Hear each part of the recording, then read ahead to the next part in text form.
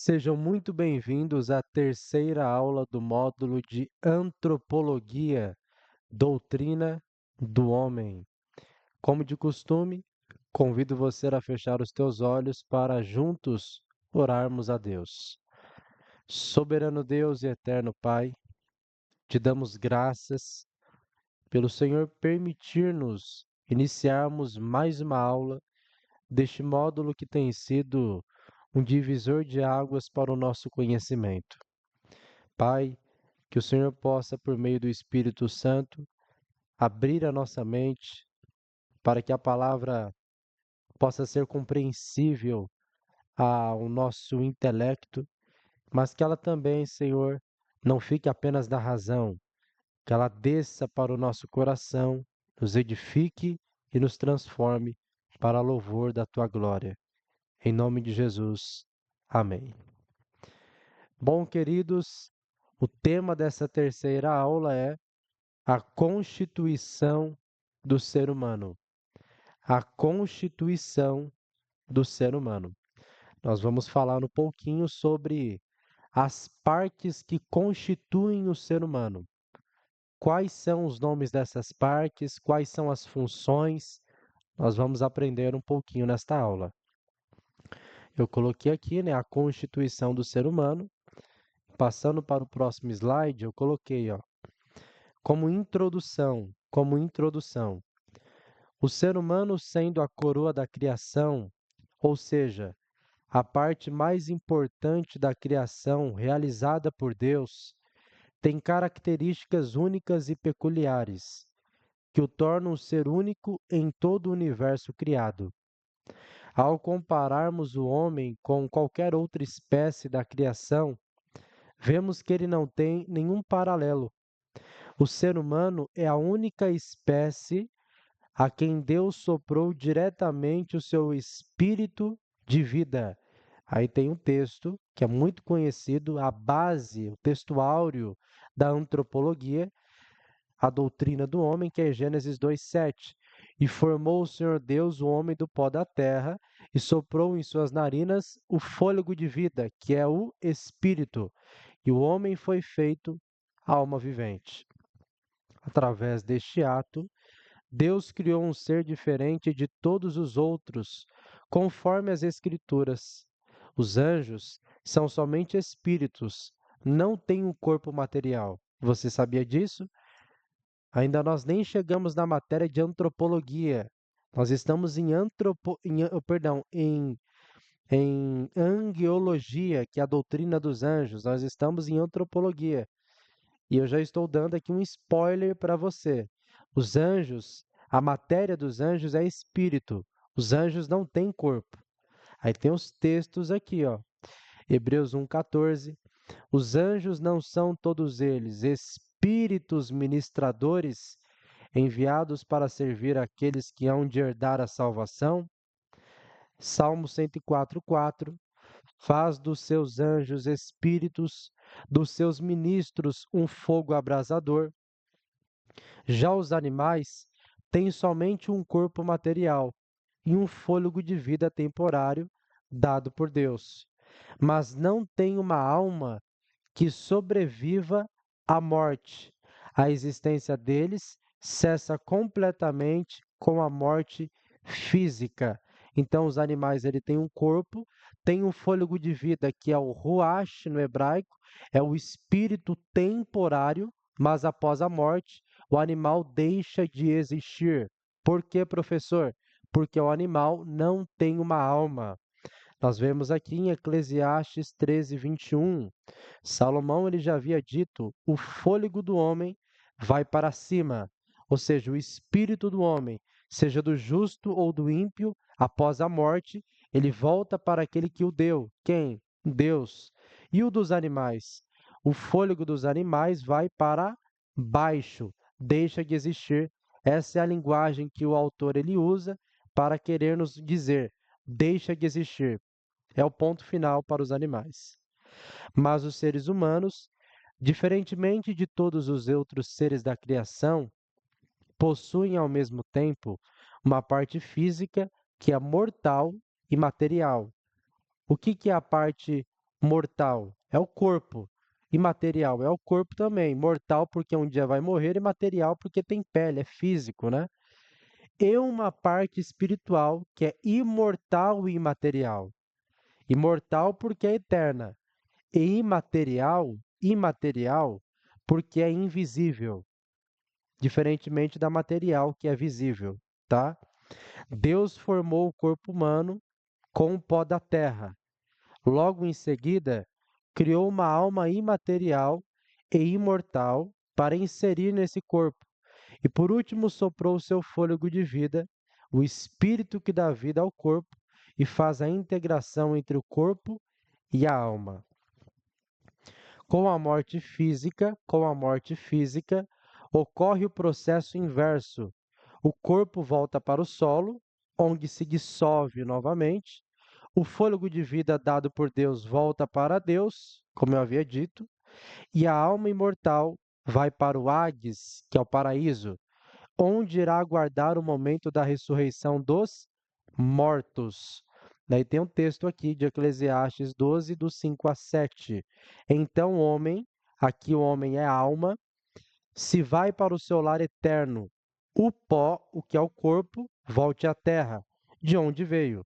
E o espírito, fôlego de vida dado por Deus, Gênesis 2:7, é um texto que dá para fazer essa ligação. Volte a Deus que o deu. Então, quando nós morremos, a alma, a nossa alma, se nós morrermos justos, salvos, ela vai para o paraíso. Se nós morrermos condenados, ela vai para o lugar de tormento que fica no Hades. Nós vamos estudar um pouquinho mais sobre isso na matéria de escatologia, tá? Doutrina das últimas coisas. O corpo volta para o pó e o espírito volta para Deus que o deu. Eu coloquei, ó. Na ressurreição, Deus irá gerar um novo corpo para esse indivíduo. O indivíduo que morreu e o corpo físico dele, o corpo mortal, voltou para o pó. Esse mesmo indivíduo, na ressurreição, Deus irá gerar um corpo novo para esse indivíduo. Retirar a alma da dimensão dos mortos, que no caso aqui é o paraíso, tá? É o paraíso, se ele morreu salvo, e o lugar de tormento, se ele morreu condenado. O que Deus ele vai fazer? Ele vai retirar a alma em uma dessas dimensões e inseri-la nesse corpo, no corpo novo, no corpo ressurreto, e soprar novamente seu fôlego de vida, trazendo o homem de volta à vida. Olha que interessante. Em resumo, o ser humano é uma alma que habita dentro de um corpo material e possui um espírito imaterial, o fôlego de vida, dado pelo próprio Deus, que dá a vida e possibilita todas as formas de comunicação entre Deus e o ser humano. Então anota esse texto, leia comigo e anote aí. O ser humano, ele é uma alma que habita dentro de um corpo físico e tem um espírito humano, tá? Qual que é o texto que mostra que nós somos aqui um ser tricótomo, ou seja, um ser que é constituído em três partes: corpo, alma e espírito, ou espírito, alma e corpo. 1 Tessalonicenses 5:23, que o próprio Deus de paz o santifique inteiramente, por completo, que todo o espírito, a alma e o corpo de vocês sejam preservados irrepreensíveis na vinda de nosso Senhor Jesus Cristo. As palavras que a Bíblia utiliza para se referir ao corpo humano nas línguas originais são os termos passar, em hebraico, e soma, em grego, sempre se referindo à parte material e exterior do ser humano. O corpo do ser humano é mortal, distinto do espírito e também da alma, pois o corpo morre quando sai dele o fôlego de vida, ou seja, o espírito. Então, o que é o fôlego de vida, professor? O espírito. E o espírito, o que é, professor? É o fôlego de vida. São termos intercambiáveis que estão falando de uma mesma coisa. Tiago 2:26. O corpo sem espírito está morto, provando que, quando o espírito sai do corpo, o corpo morre. No momento da morte, cada um dos três tem, No momento da morte, cada um dos três, da alma, do corpo e do espírito, tem destinos distintos. O espírito volta para Deus, a alma vai para o Hades ou Sheol e o corpo vai para a sepultura, ambos aguardando o momento da ressurreição. Essa ideia de que ambos aguardavam o momento da ressurreição é uma ideia já veterotestamentária, que já era pregada e ensinada no Antigo Testamento. Nós vemos aí no Salmo 16, do 9 a 10. Olha o que Davi vai dizer: Portanto, está alegre o meu coração, e se regozija a minha glória. Também a minha carne repousará segura. Olha o 10. Pois não deixarás a minha alma no inferno. Em outras versões, o Senhor não deixará a minha alma permanente no Sheol, lugar dos tormentos, lugar dos mortos, nem permitirás que o teu santo veja corrupção. Ou seja, eu estou nesse ambiente geográfico de forma transitória, momentânea. No entanto, quando a trombeta tocar, eu irei sair deste ambiente para me encontrar com o corpo e ali eu habitarei na eternidade pelos séculos dos séculos. Por isso, a Bíblia nos adverte a não temer o homem, o que pode, no máximo, matar o corpo, mas não pode fazer nada contra a alma. Antes devemos temer a Deus, que além de matar o corpo, pode lançar tanto o corpo quanto a alma no tormento eterno. Mateus 10, 28. Não tenham medo dos que matam o corpo, mas não podem matar a alma. Antes, tenham medo daquele que pode fazer perecer tanto a alma como o corpo no Guiena, que é a palavra grega para se referir ao lago de fogo, ao inferno.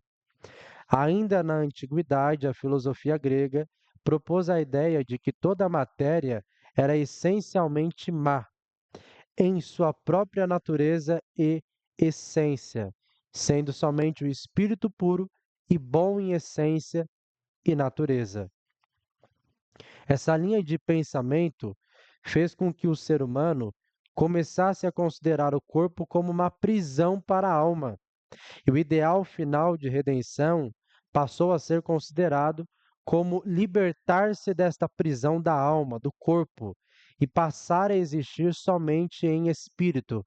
E nós vemos isso dentro da filosofia grega e romana. Citando aqui pelo menos dois filósofos aqui, para você entender o que eles pensavam em relação do corpo. Plotínio, ele se sentia envergonhado de ter um corpo. Epiteto, um outro filósofo, ele dizia para si mesmo: Tu és um pobre de alma que carrega um cadáver. Então, para Epiteto, o corpo era um cadáver. Para Plotínio, o corpo era motivo de vergonha. Os gnósticos, eu vou falar um pouquinho deles na próxima aula, que considerava o corpo, tudo aquilo que é físico, como mal, eles também repugnavam o corpo. Tinha uma perspectiva errônea e equivocada acerca do corpo. Aí vem o apóstolo Paulo e combate toda a filosofia e toda a corrente que vai contra esse pensamento antibíblico do corpo. Ó, este conceito, até coloquei, ó, não é bíblico.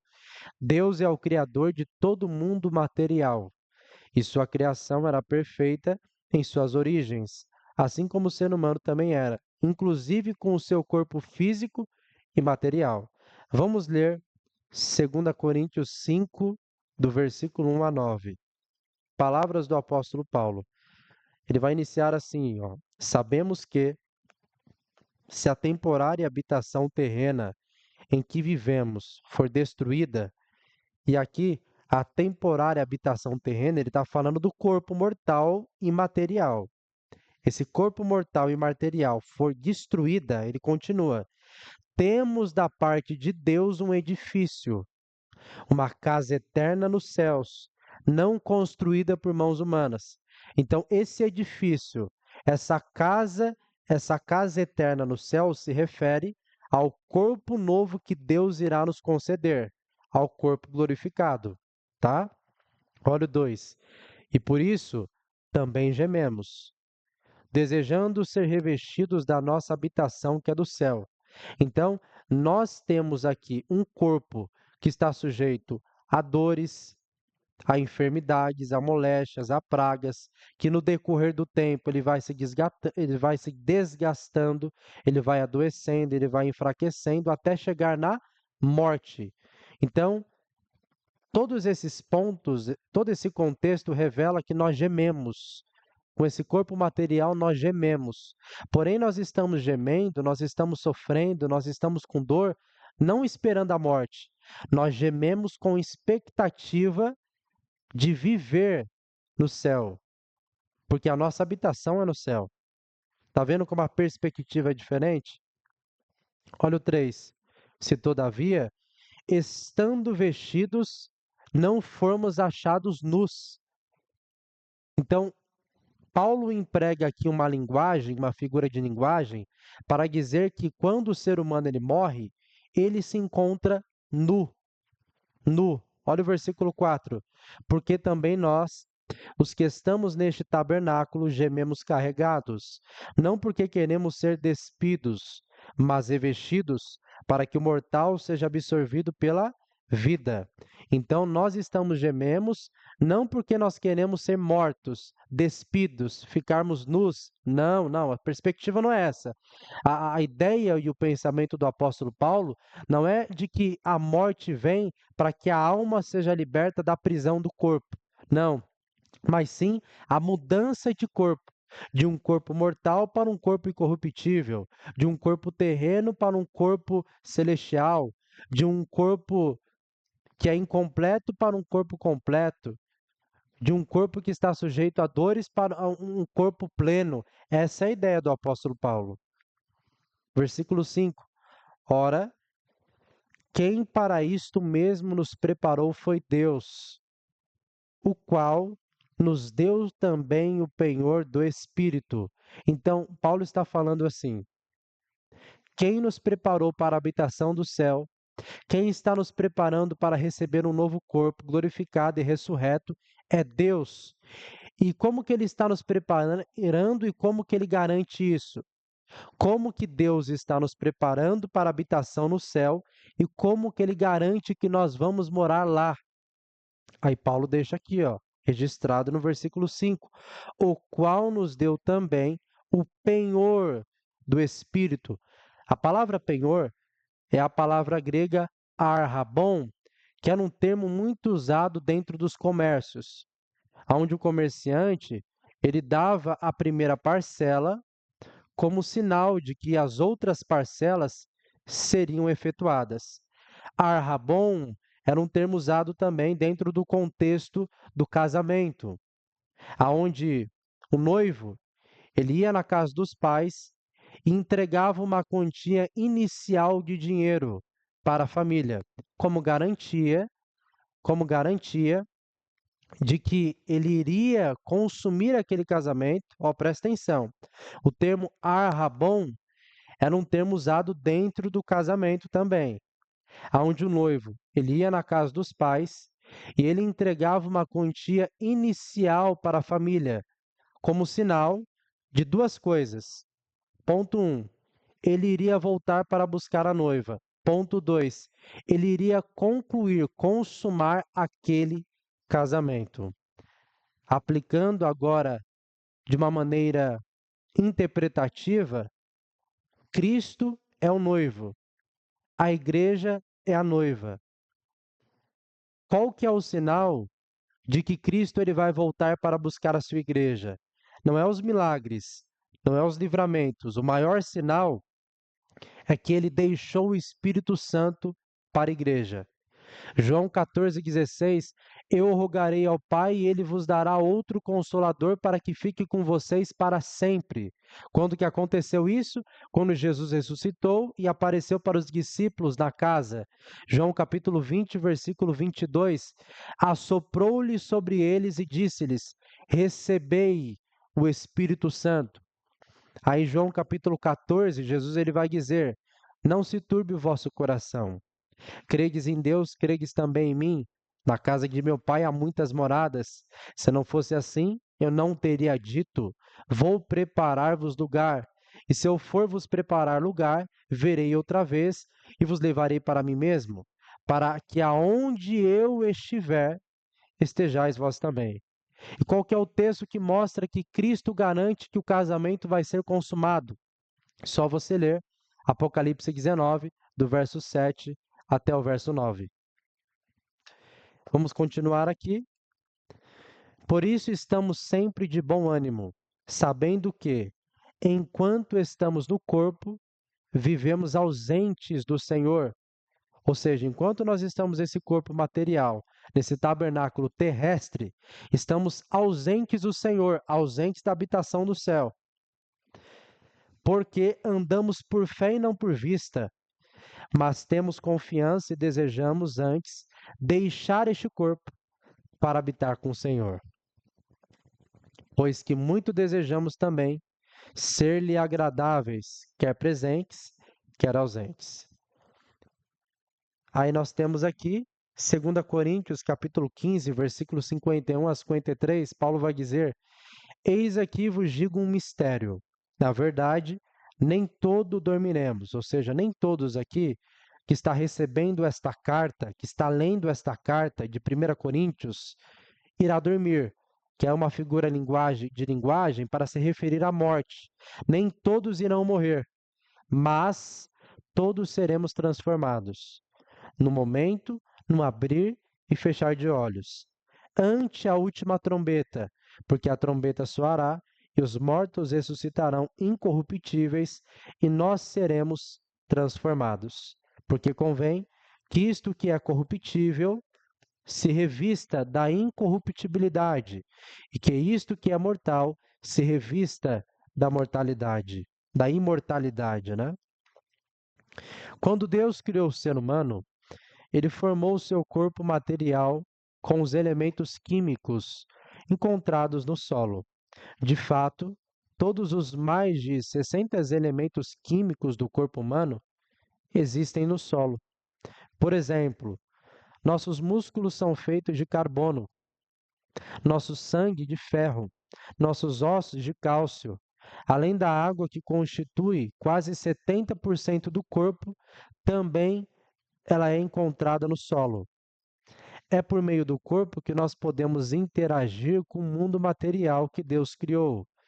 Este corpo foi criado originalmente perfeito, mas quando Adão pecou, ele foi totalmente corrompido pelo pecado. No entanto, devemos cuidar do nosso corpo. Não é porque foi corrompido pela natureza adâmica que nós devemos deixar o corpo para lá. Não. Efésios 5:29, ó. Além do mais, ninguém jamais odiou o próprio corpo. Antes, alimenta-o e dele cuida, como também Cristo faz com a igreja. Assim como Cristo cuida da igreja, nós devemos cuidar do nosso corpo. Você tem cuidado do seu corpo? A sua alimentação, ela vai mostrar que você cuida do seu corpo ou que você não está nem aí para o seu corpo? O seu padrão de vida revela o cuidado que você tem do corpo ou o desprezo e o ódio que você tem para o seu corpo? É uma reflexão. Sendo assim, ninguém deve odiar o seu corpo ou impor qualquer tipo de autoflagelação, pois o corpo foi criado por Deus e é bom em sua essência. Além disso, ele se torna morada do Espírito de Deus em todos aqueles que creem em Jesus Cristo como Salvador. 1 Coríntios 6,19. Acaso não sabem que o corpo de vocês é santuário do Espírito Santo que habita em vocês, que lhes foi dado por Deus? Eu coloquei, ó. As escrituras utilizam algumas palavras como figuras de linguagem para se referir ao corpo. Essas analogias nos ajudam a entender melhor o que é o corpo e quais são as suas funções. Eu coloquei corpo como tenda ou tabernáculo. Anota aí. Corpo como tenda ou tabernáculo. Os hebreus do Antigo Testamento estavam acostumados a habitar em tendas. Por isso, essa palavra nos explica muito bem a realidade do nosso corpo material, que é temporária e aos poucos vai se desgastando. Assim como os hebreus, eles habitavam em tendas, assim somos nós. Nós habitamos em tendas, e a tenda aqui se refere ao nosso corpo. Corpo esse que é passageiro, é transitório. Aos poucos ele vai se decompondo, ele vai se desgastando até chegar à morte e também após a morte, né? Um tabernáculo é uma tenda ou cabana feita de lonas, corda e com bases de madeira. Ela nos transmite a ideia de que o homem em si não é tenda, mas apenas está habitando dentro dela. Então, o homem não é tenda, mas está habitando dentro de uma tenda. O homem não é corpo, mas está habitando dentro de um corpo. 2 Pedro 1,13. Considero importante, enquanto estiver no tabernáculo deste corpo, despertar a memória de vocês. Enquanto eu estiver na tenda deste corpo, no tabernáculo deste corpo, eu espero despertar a memória de vocês. Assim como a tenda vai se desgastando com o tempo de uso, até o momento em que não tem mais condições de uso, o mesmo ocorre com o nosso corpo que envelhece até não ter mais condições de vida.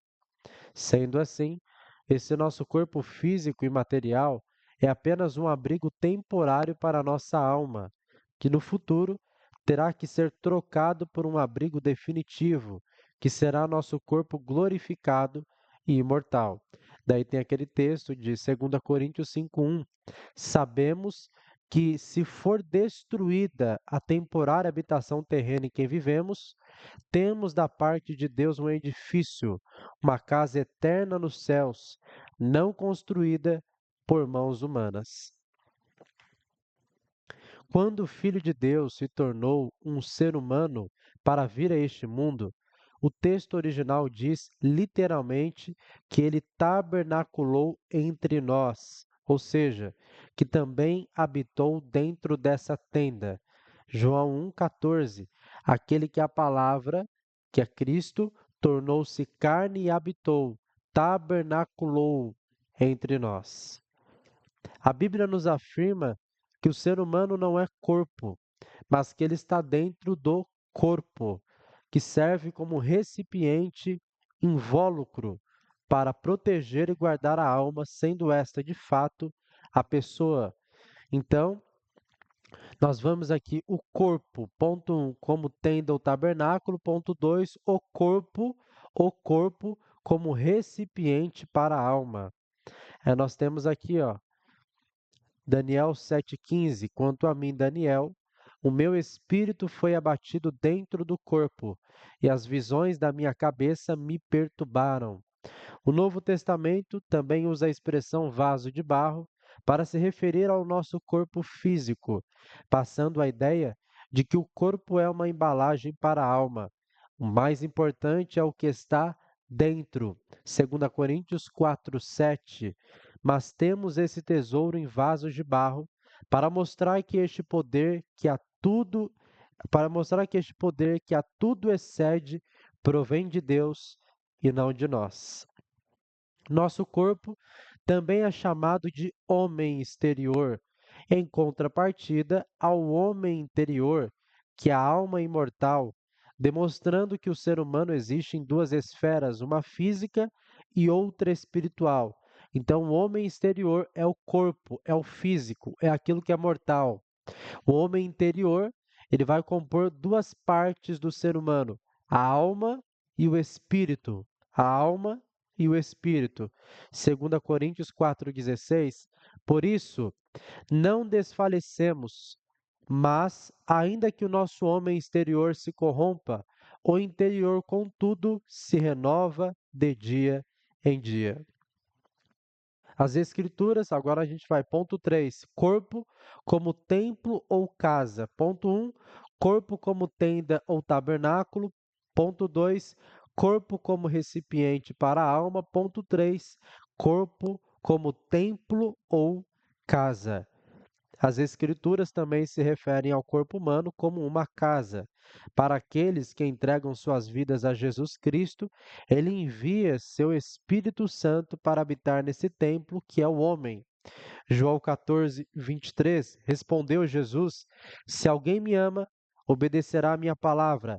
Meu Pai o amará, nós viremos a ele e faremos morada nele. 1 Coríntios 6,19, acaso não sabem que o corpo de vocês é santuário do Espírito Santo que habita em vocês, que lhes foi dado por Deus e que vocês não são de si mesmos? Romanos 8,11, o Espírito daquele que ressuscitou Jesus dentre os mortos habita em vocês. Aquele que ressuscitou a Cristo dentre os mortos também dará vida a seus corpos mortais. Porém, aqueles que não entregaram a sua vida a Cristo continuam sendo uma casa vazia, porque não têm a presença do Espírito Santo. Estes estão vulneráveis às invasões de espíritos malignos. Mateus capítulo 12, do versículo 43 a 45. O texto vai dizer: Quando um espírito imundo sai de um homem, passa por lugares áridos procurando descanso. Como não o encontra, voltarei para a casa de onde saí. Ao chegar, encontra a casa desocupada, varrida e em ordem. Então, o espírito imundo que saiu e volta para esta casa e a encontra desocupada, varrida, em ordem, não é para Deus habitar, mas sim para ele habitar. Mas a pergunta é: será que ele habita sozinho? Será que ele volta sozinho para esta casa, para esse corpo humano? O versículo 45 responde: Então vai e traz consigo outros 7 espíritos piores do que ele, e entrando, passam a viver ali, tornando o estado final daquele homem pior do que o primeiro. Assim acontecerá a esta geração perversa. Então, o estado da pessoa que se desviou do evangelho é muito pior do que o estado em que ela ainda não conhecia Cristo. Quando ela era do mundo, antes de conhecer a Cristo, ela poderia ter um espírito imundo, um demônio dentro dela. Depois que ela se converteu ao Evangelho e se desviou dos caminhos do Senhor, desviado, 7 espíritos voltam para dentro dela e faz morada dentro dela. Então, antes do Evangelho, ela poderia ter um espírito imundo. Depois que ela se desviou, aquele espírito imundo que saiu, ele volta e traz consigo 7 espíritos piores junto com ele para habitar nessa pessoa. Não seja uma casa desocupada, eu coloquei. Não seja uma casa desocupada. Não seja uma casa desocupada. Entregue sua vida a Jesus Cristo como seu único. Opa, voltando. Não seja uma casa desocupada. Entregue sua vida a Jesus Cristo como seu único Senhor e Salvador, para que o Espírito Santo de Deus venha fazer morada em você por todos os dias da sua vida. Jesus Cristo é o valente. Agora aplica a interpretação do texto. Jesus Cristo é o valente que expulsa todos os invasores malignos que querem matar, roubar e destruir sua vida, e permita que ele entre em sua vida, expulse todo o mal e coloque sua casa em ordem. Quando a sua casa está em ordem pelo Espírito de Deus, Deus está pronto para habitar nela. Os textos, agora a alma humana, nós falamos do corpo, vamos falar da alma humana, tá? Os textos bíblicos utilizam duas palavras para se referir à alma do ser humano. A primeira delas é o termo hebraico nefesh, usado nos textos do Antigo Testamento. A outra é o termo grego psique, usado nos textos do Novo Testamento e também na Septuaginta, a versão grega do Antigo Testamento. Basicamente, esses termos significam a vida da carne, ou seja, aquilo que anima o corpo, lhes dá consciência e o torna capaz de se movimentar. Por isso, termos como animar, animado e animação vêm da palavra alma, que no latim é o termo anima. Esses termos estão diretamente associados à vida. Por isso também é correto traduzi-los como a vida da alma. Porém, para um correto entendimento desses termos, é fundamental que o tradutor analise cada ocorrência no contexto em que elas aparecem. Por isso, a seguir analisaremos alguns significados que a palavra alma tem das Sagradas Escrituras. Vamos ver? Não podemos atribuir apenas um significado fixo e inflexível para o termo alma, pois se o fizermos, certamente não interpretaremos de forma correta diversas passagens das Escrituras sagradas. O significado correto da palavra alma depende do contexto em que ela aparece. Sendo assim, para podermos entender qual é o seu real significado, temos sempre que analisar o contexto em que ela aparece. Um exemplo muito claro dessa flexibilidade de significado do termo alma é o texto de Isaías 53, do 10 a 12, onde o texto bíblico utiliza a palavra alma 3 vezes e cada uma delas com um significado diferente. Vamos para o texto. Isaías 53, 10. Todavia ao Senhor agradou moê-lo, fazendo-o enfermar, quando a sua alma, que aqui significa vida, se puser por expiação do pecado. Verá a sua posteridade, prolongará os seus dias, e o bom prazer do Senhor prosperará na sua mão. É uma profecia messiânica referindo-se ao Cristo, tá? Verso 11. Ele verá o fruto do trabalho da sua alma, que aqui é pessoa no verso 11, no 10 é vida, no 11 é pessoa, e ficará satisfeito com o seu conhecimento. O meu servo, o justo, justificará muitos, porque as iniquidades deles levará sobre si. Olha o 12. Por isso lhes darei a parte de muitos, e com os poderosos repartirá ele o despojo. Porquanto derramou a sua alma, que aqui é sangue na morte, porquanto derramou o seu sangue na morte, e foi contado com os transgressores, mas ele levou sobre si o pecado de muitos e intercedeu pelos transgressores. Agora nós vamos ver de uma maneira mais detalhada a alma das Escrituras. O que significa alma? Alma como vida. Algumas vezes a Bíblia usa a palavra alma com o sentido de vida. Nesse sentido, a palavra alma não é usada somente para se referir à vida dos seres humanos, mas também à dos animais e dos vegetais. Gênesis 1:20.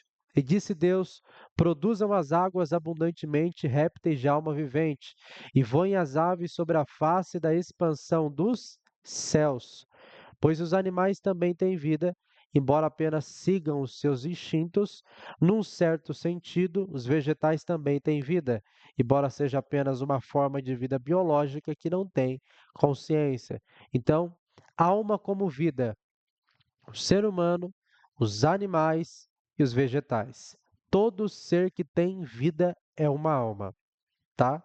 No sentido de alma como vida. Agora, vamos continuar. A alma do ser humano é o que torna diferente de todos os outros seres. A vida humana é diferente da vida dos animais e da vida dos vegetais. Também é diferente da dos anjos e da vida do próprio Deus. Mateus 6:26. Observem as aves do céu.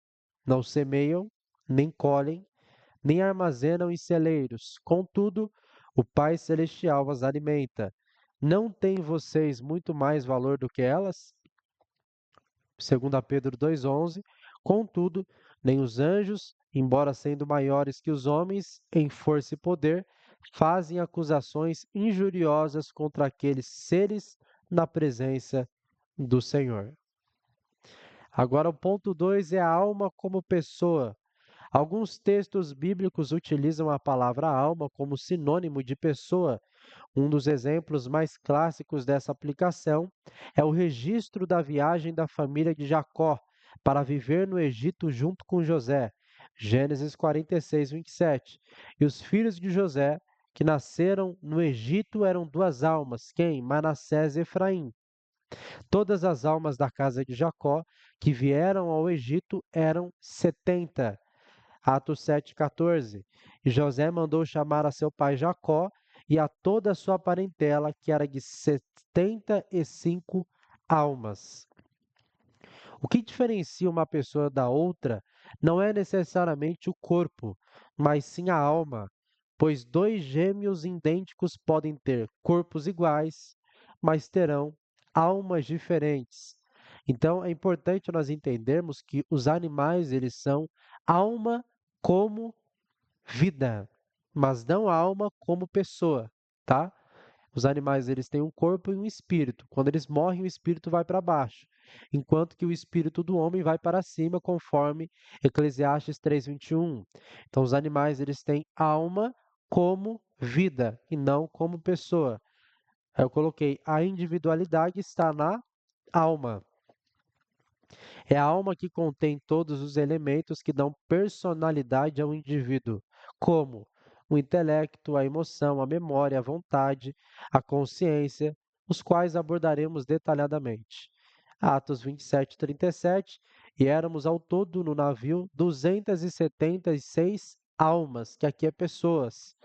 Nos dias de Noé, 1 Pedro 3,20, enquanto se preparava a arca, na qual poucas, isto é, 8 almas se salvaram pela água. 8 almas, tá? Mesmo após a morte, os seres humanos são chamados de almas. A Bíblia nunca usa a palavra espírito para se referir a pessoas que já morreram. Usa apenas a palavra alma.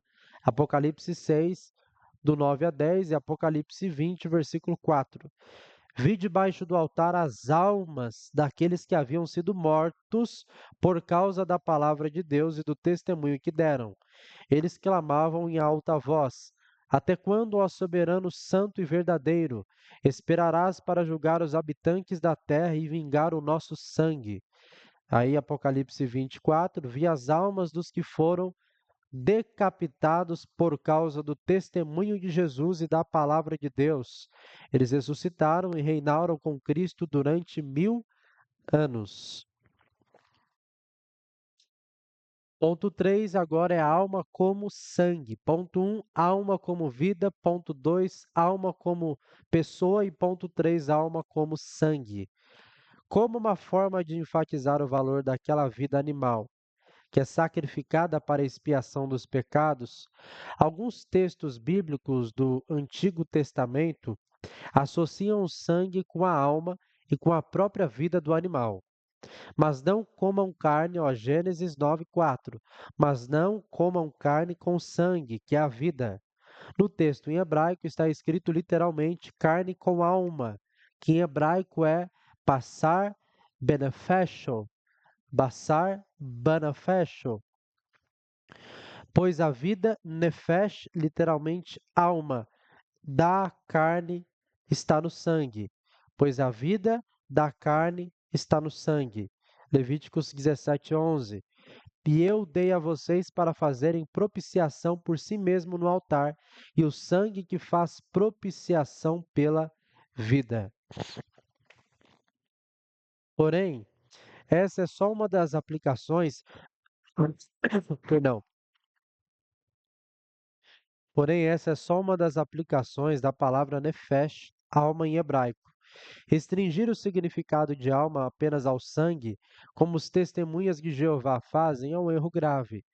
O sangue tem muito mais a ver com a vida biológica do animal, pois já é largamente sabido em toda a ciência que o sangue é o elemento corpóreo mais fundamental para a continuidade da vida biológica. No sentido espiritual, essa associação da alma com o sangue é apenas metafórica. Tentar entender sangue e alma como sinônimos é perverter a mensagem original dos textos bíblicos. As Escrituras nos revelam que existe uma escala de valores nas diferentes formas de vida, representadas pelos vários tipos de sangue. Essa escala começa com o sangue dos animais, acima deste vem o sangue do ser humano e por ele ter sido feito à imagem de Deus. Levíticos 17:11. Pois a alma da carne está no sangue, e eu o dei a vocês para fazerem propiciação por si mesmos no altar. É o sangue que faz propiciação pela vida. Gênesis 9:6.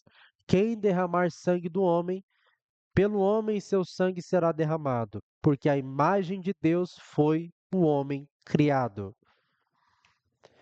Dentre os seres humanos também existem graduações. O sangue dos inocentes tem grande valor. Gênesis 4:10.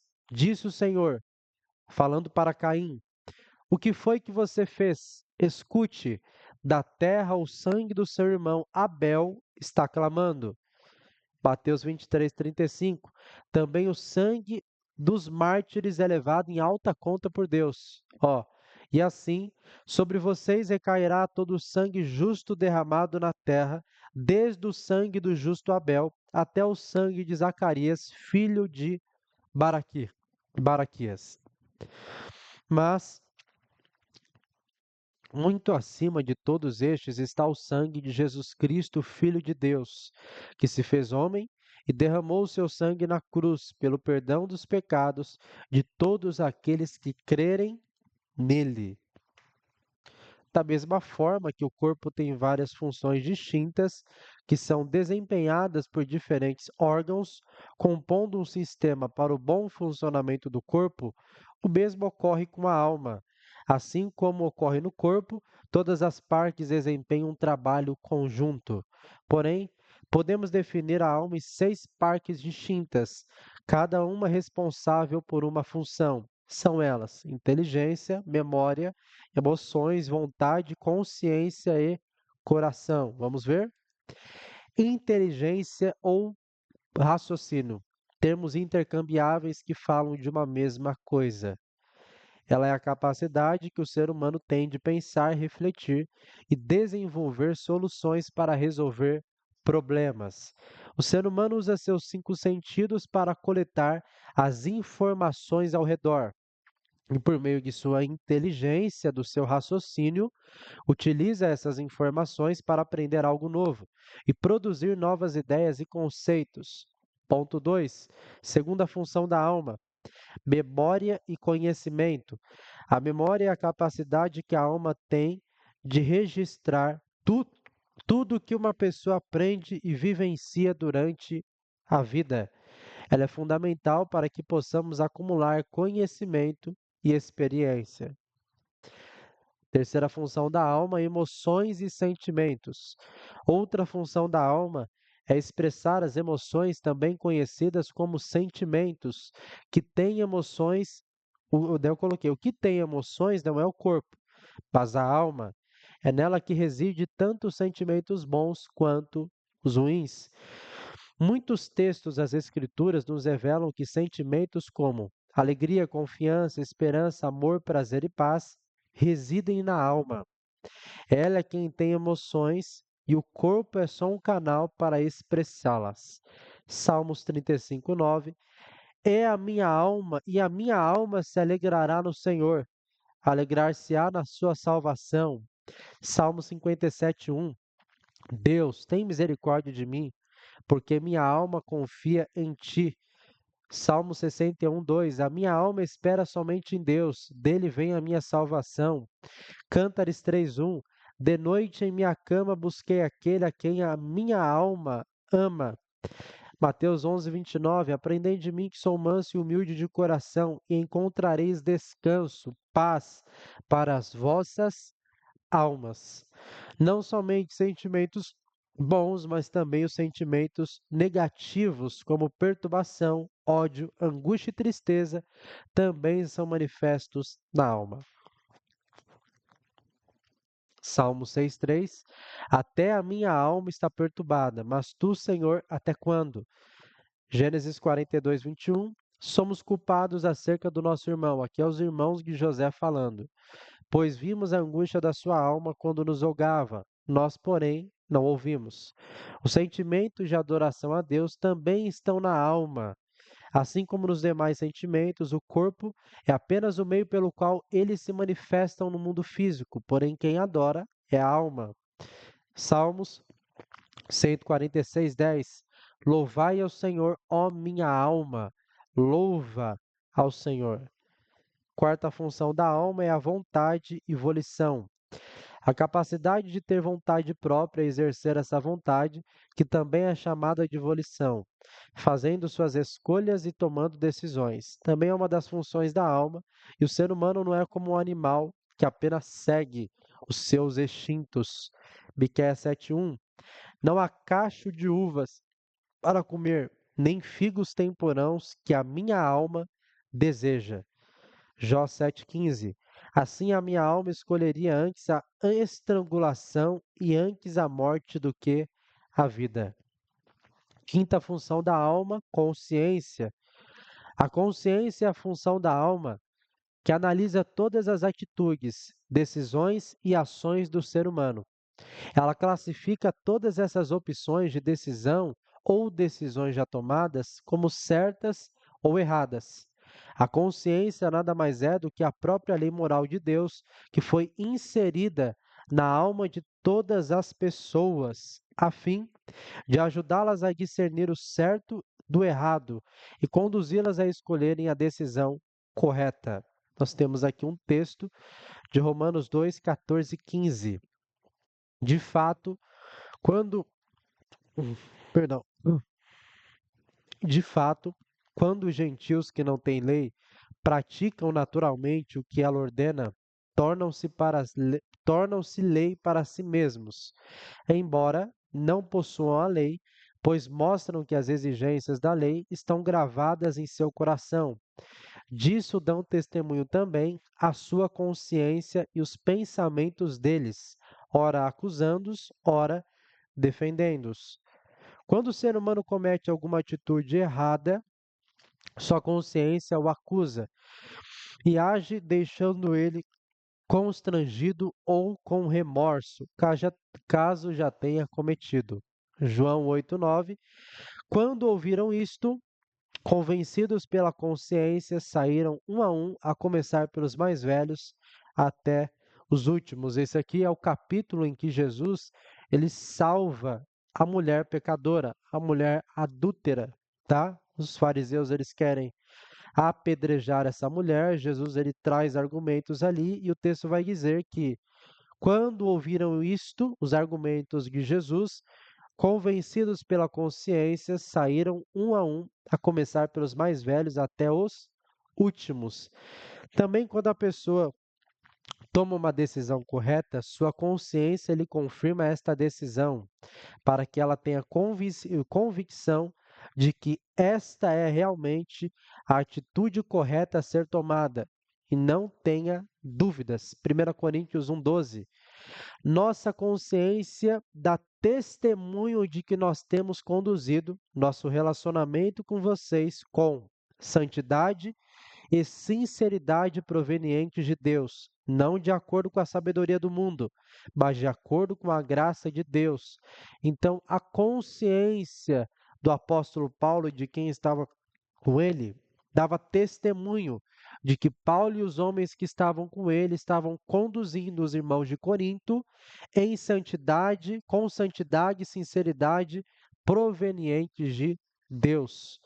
Porém, quando o homem persiste em ignorar sua consciência e de sua forma deliberada, constantemente insiste em tomar decisões erradas, sua consciência se enfraquece e praticamente perde sua função.